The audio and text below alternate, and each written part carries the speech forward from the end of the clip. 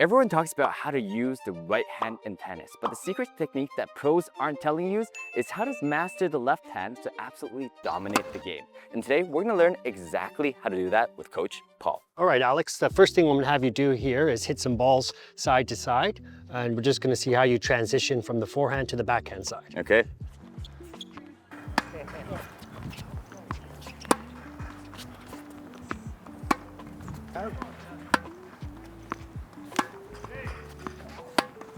All right, and we'll stop right there. Three most important uses for the left hand or the non-dominant hand in tennis. The first thing is it always holds the racket and we keep the pressure off the grip. So you can see here that my left hand's holding the racket and my right hand, hitting hand, is completely relaxed. The second most important part is changing your grips. So we don't want to be bicycling here or motorcycling, changing our grips this way. The left hand is always changing the grips on the racket, okay? So you can see here, I don't want to be moving it like this. Yes. Very awkward. We're just taking that left hand and we're changing the grips. And the third most important thing is the left hand does all the setup work for me. So you can see on my backhand here, the left hand takes the racket back, my hitting hand's relaxed. Then I hit with the right hand, then I'm back to ready position. Left hand's doing all the heavy lifting here. Then the left hand's gonna set the angle up here, and then I'm gonna hit again with my right hand, and then I'm back to this ready position here with the left hand, non-dominant hand, doing most of the heavy lifting here while my hitting hand is completely relaxed.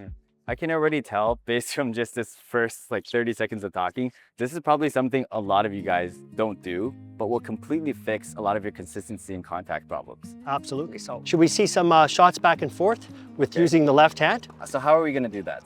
Okay, so the first thing is we're going to get into a ready position here, and we're going to hold the racket in the left hand here. We're going to keep the hitting hand at the bottom here very, very relaxed. So the first step is, after we hit a forehand here, I'm going to set up with my left hand.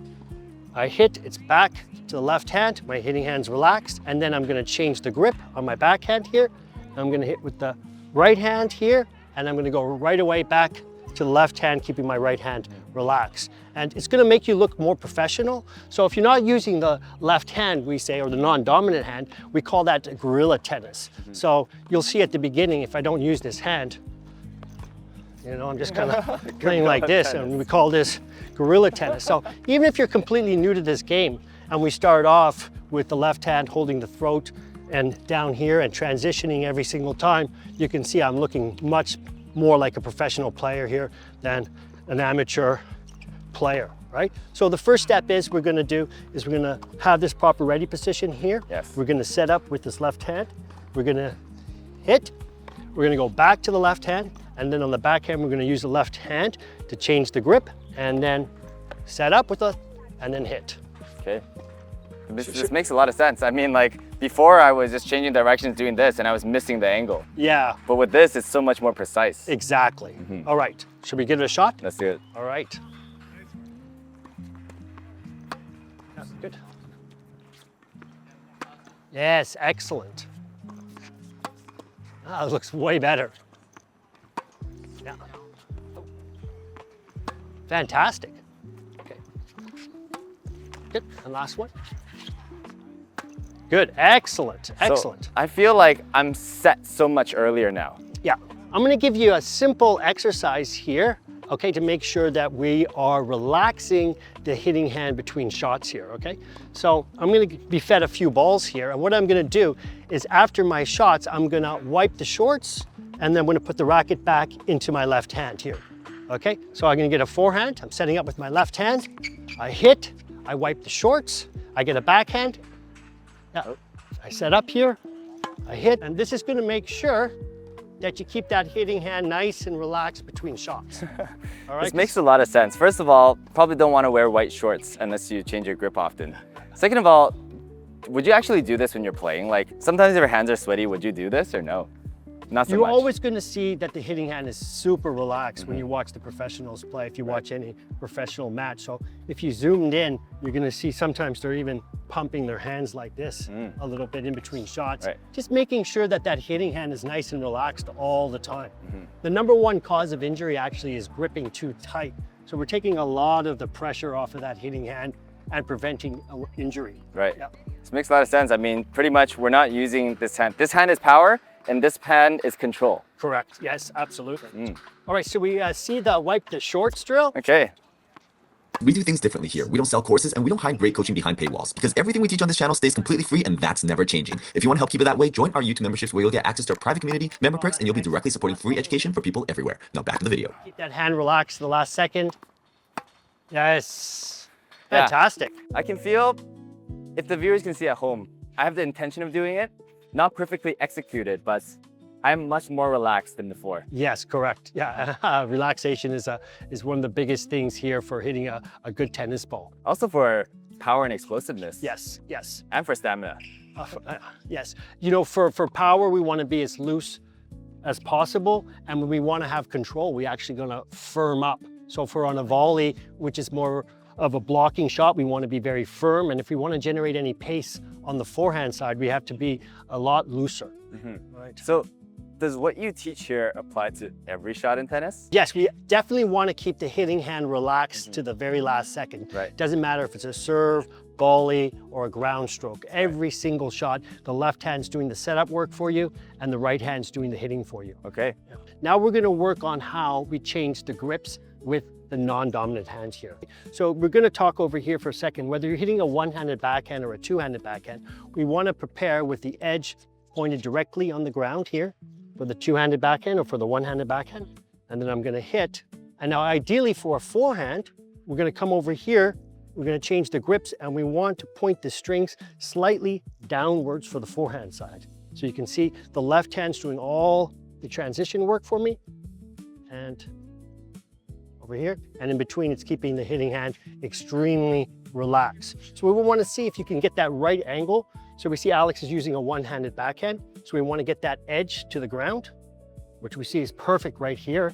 And now he could take the hitting hand off, okay? And he has the angle set up correctly. You can just plop your hand right on top there, and that's the perfect grip for a backhand stroke. Okay, for a topspin backhand. Now, if he wanted a slice backhand, he would relax his hitting hand, he would open the throat up, put your hand on top, and there's the positioning of a slice backhand or the positioning of the volley.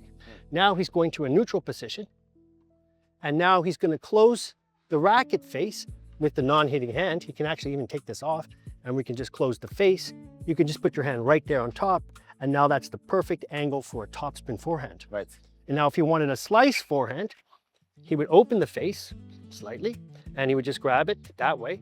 And that way he can find the grip every single time. This is such a simple approach to knowing grip. Instead of someone telling you, oh, you need to hold this grip when doing this shot, just adjust your racket face and put your hand on the racket. Correct. And that's what actually going to the third step is left hand, it changes the grips and it's setting the racket angle up.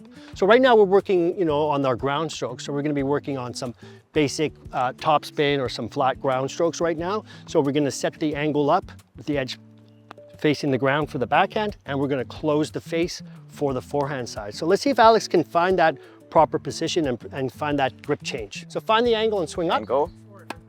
Yes. Close the face and swing up Angle. a bit. Yes, there you go. Set the angle up and the grip. Angle. Finish up. Yes, close the face, Angle. finish up. Yeah, and you want to go again here. Finish up, close the face, finish up. Yes. Change the grip, finish up. Yes, close the face. Yes, excellent. Set the angle up. Okay, hitting hands relaxed. Yes, close the face. Good. Set up. Yes. Excellent. That's fantastic. I can feel the difference. Yeah. Also, I can feel when I'm not doing very well. I can feel that angle on my left hand was not set up in the right position. Correct, yeah. I mean, it looks so much more professional, and this is what I'm saying at the very beginning. If he's not using this setup, you know, he's gonna look quite like a beginner, very amateurish, or we don't want him looking like a gorilla, you know, just playing tennis like this. If he can just have a proper position here, this again looks a lot more professional here. And again, the three most important steps for the non-dominant hand, it keeps the hitting hand relaxed, it changes the grips, and you can see it also sets the angle up. All right, what do you think, Aylex? I wish I could apply this to my I've actually, when you taught me this last time in a video, Yeah. I've applied it to my golf and it's gotten instantly better. Oh, excellent. The non-dominant hand beating the positioning setup. Yeah. But I can't apply this to pickleball and badminton. The rackets are too short. Yeah, this is interesting. Yeah, you're absolutely correct. So let's get you standing in the right way. So when we're talking here in tennis, you can see all the time if I'm giving a lesson here, I'm keeping the finger on the string here and my hitting hand's relaxed right here.